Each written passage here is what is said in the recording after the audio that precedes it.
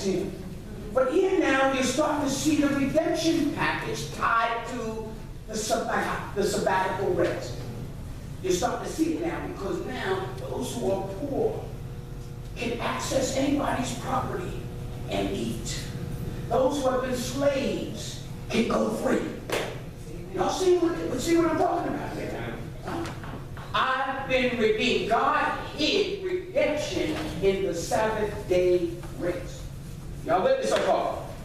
All right, now this is the final illustration of the Sabbath rest. And my brother just read this in Leviticus 25, 8 through 12. All right? Can you put that next picture up there? You should see some stones, right? Yeah. God had them write the Levitical law on those stones. We serve an awesome God. And somehow, over 4,000 plus years, God took what was on those stones and put it in your book. We serve an awesome God. Isn't it awesome that He was able to preserve His Word? That we can have His Word? Are y'all there now? Now, let's backtrack so I want to make sure y'all with me. We're following the Sabbath day rest. We saw it in Genesis chapter 2 when God rested. We showed you it again in Exodus when God gave them manna. We see the Sabbath day rest. 6 days on, 7th day you rest. All right? Now, then we showed you how it reflects on the land. That land in Israel is blessed. Israel's the size of New Jersey, and it leads the world in produce. The size of Jersey, that land is blessed. Matter of fact, y'all know that they were in captivity in Babylon for how many years? Anybody know? 70 years, right? You know why they were there 70 years? Because those are the amount of years that they failed to honor God's word and allow that land to rest. Hallelujah. The point I'm making to you now is this Sabbath day rest is very important.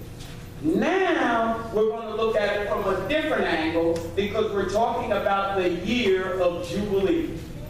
The year of Jubilee now comes every seven, y'all help me with that. 7 years. So 49 years. The 50th year is called the year of Jubilee, where they would blow the horn. Hallelujah. And look what it says here. In I think it's verse 8 here. It says, "And thou shalt number the Sabbath of years unto thee 70 times 7 years, and the space of 7 Sabbaths of years shall be unto thee 49 years. Thou shalt cause the trumpet of the Jubilee to sound on the 10th day of the 7th month.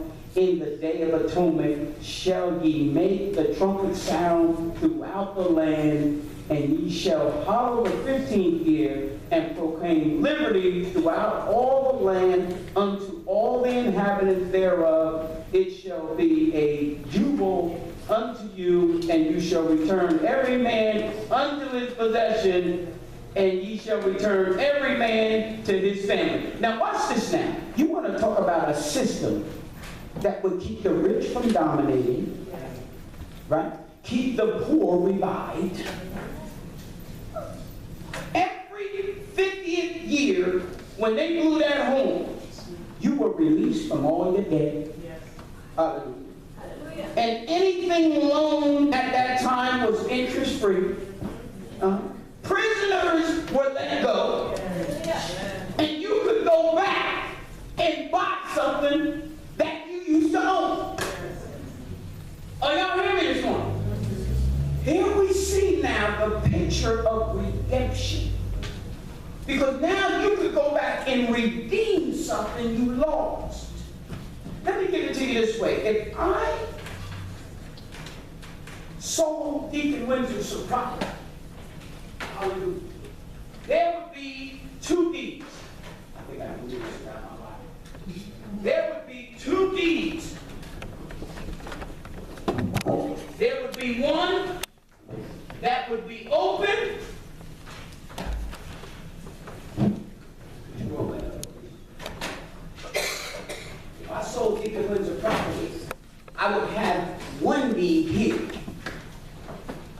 show I sold him the property.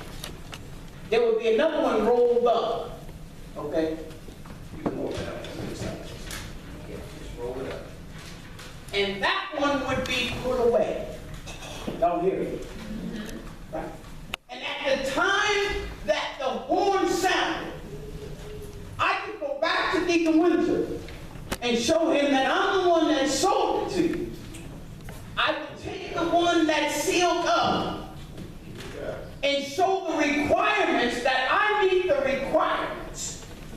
And then Deacon Winter would have to sell me. I could redeem the property. That's right. Y'all hear what God is saying? You can sit down, my brother. Hallelujah.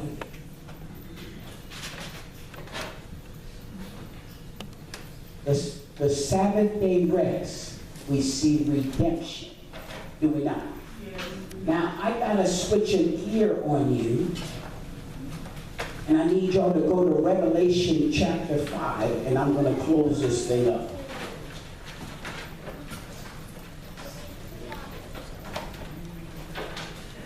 Y'all with me so far? Yeah. Amen. Y'all seeing the redemption process. At the sound of, now y'all have seen now how this has progressed with the Sabbath day rest. Huh? We went from the land to Jubilee, and at the time of Jubilee, you could turn around and redeem yourself. If you were poor, you could turn around and be free of your debt. Talk about a retirement plan. Who needs Social Security? You could go back to your old house and say, you know what, I'm going to buy my house back. Hallelujah.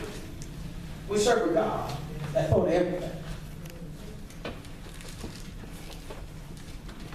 Now, most of y'all who listen to TBN or listen to The Bridge, we have people that listen to The Bridge, Charles Stanley, some of y'all. Most of these people, especially on The Bridge, believe in what we call they are pre-tribulationists. In other words, they believe that Jesus Christ will return to the earth before the tribulation period. How many of you know we are in the season of Christ's return? Right. Hallelujah. Let me say it to you this way. The earth, most theologians believe, is a little over 6,000 years. Right? When Christ comes back, this is where the Bible stops. Revelation tells us now that he's going to step on his foot on the Mount of Olives, right? And he is going to start what is called the 1,000-year millennial reign. Y'all see that, right? And there's going to be peace on earth. He's going to bind the devil and every demonic force and chain them up. The lion will lay down with the lamb. In other words, the earth will have what? Rest. So we're in the 6,000 years. Christ now will come back. And what does it say in Corinthians? The trump shall sound. Y'all not hear me now? Huh? Did they not blow the horn in the 50th year of Jubilee? Huh? When the trump shall sound, the dead in Christ shall rise first. And we that remain shall be caught up. Hallelujah. Okay. Now, let me close this up. In the book of Revelation, we know that is the book we call, it's revolved around eschatology, right? End times. I used to be afraid to read Revelation. Amen. Now I study it. Y'all hear what I'm saying? In the book of Revelation, John has a vision. And he is shown some things in the vision. And he is told to write down what is going to happen. Write the things that you see. Y'all with me so far? Stay with me now. We're going to tie it all in now. We're going to tie it all in. Okay? We are the generation now to see the fulfillment. Whether you want to deal with that or not, I'm here to tell you. All the signs point to the coming of Christ. So when John now sees this vision, and we're going to look at it here in chapter 5, verse 1, what most of the people you're listening to on the radios, the bridge, Pastor Hagee, Most of the pastors believe that chapter 5 is happening at the moment that the church is raptured. Okay? All right? Y'all hear me now? Well, now watch this. Let me start reading. This is what John is seeing. He's before the throne of God. Okay? And he's seeing this in a vision. Has anybody in the house ever had a vision? Visions are powerful. Visions are where what you're seeing in the spirit world. I don't want to brag about visions because they're gifts from God. But I've had vision. But this vision John is having is the entire book of Revelation. Yes. But I want to read this part to you here. This is what John saw. He said, and I saw in the right hand of him who sat on the throne. Who was that? That's Almighty God, right? What does he say next? He saw what? A scroll. Or could we say a deed? Right? Written inside and on top, back, sealed with 7 seals. And I saw a strong angel proclaiming with a loud voice, who is worthy to open the scroll and to loose its seal? Okay? No one in heaven or on earth or under the earth was able to open the scroll or to look at it. And what did John do? John wept much, because no one was found worthy to open and read the scroll or look at it. This scroll is called the title deed to the earth. Yes, sir. That's right. The title deed to the earth. So now, here we go. We go back to Genesis. Remember, we saw the Sabbath day rest. We saw it in Genesis. Then we saw it in the manna. Then we saw it reflecting the land. Then we saw it in Jubilee. And we told you now there was the one deed that was put in a separate place, was the one that showed I'm qualified to buy that back. Y'all remember that, right? Here now, God is holding the title deed to the earth. Now remember, the scripture says that the earth is the Lord and the fullness thereof, and they that dwell within it, right? Scripture says that, right?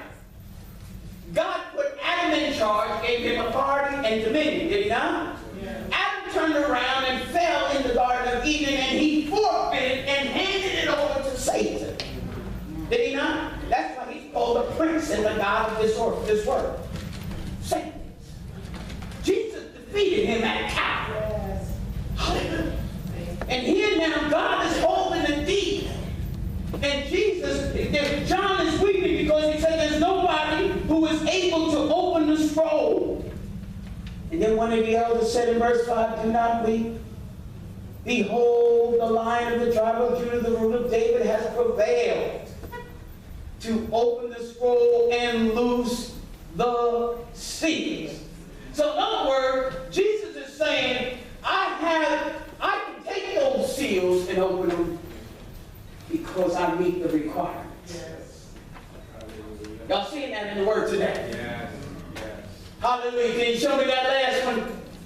Hallelujah. Y'all see that picture? He paid the debt. He didn't know. I owed a debt I couldn't pay. I needed someone to wash my sin away. And now I sing a brand new song. Yeah. Amazing Grace. Yeah.